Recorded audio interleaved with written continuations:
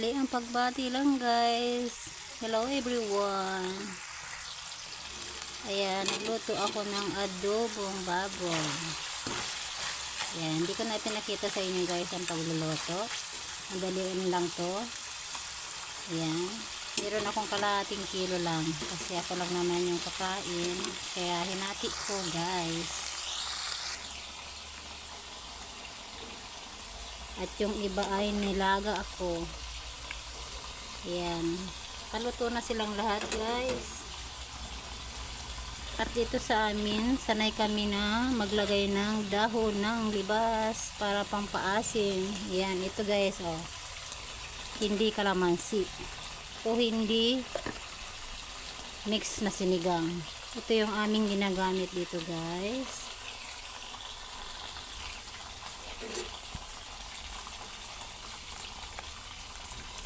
Ayan. Ganyan dito sa aming probinsya. Simpleng ulam po yan at simpleng pampaasim.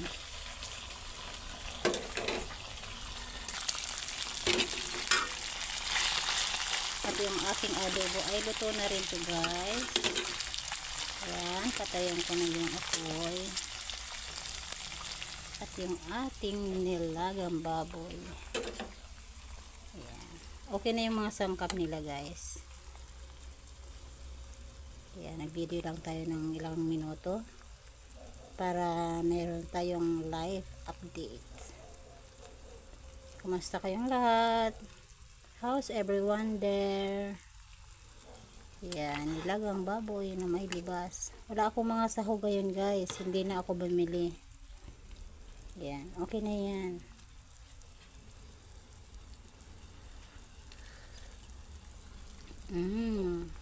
Yummy, simpleng ulam, buhay probinsya.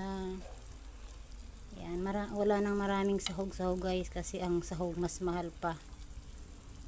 Lalo na sa panahon ngayon medyo mura na ng konti yung karne ng baboy kasi dati napakamahal. Ayan, ayan yung ating adobo.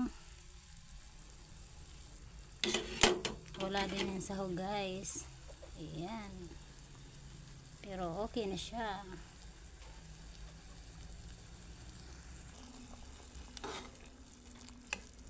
Ayan, okay na yung aking nilagang karne ng baboy.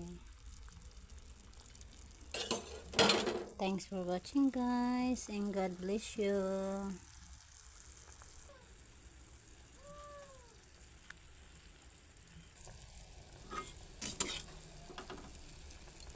Ayan, nagsandok tayo ng konti kasi nagbibigay din tayo sa ating mahal na kapitbahay.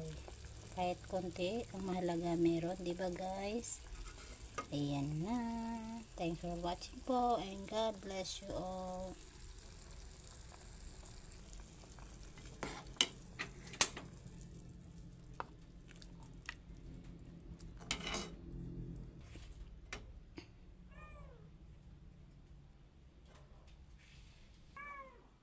Ayan na.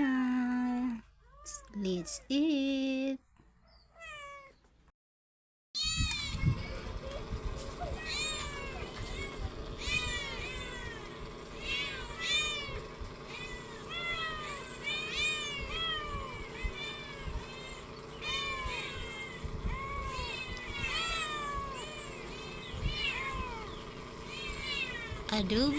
Adobo kayo guys, karning baboy. Ayan, nilagang baboy sa libas.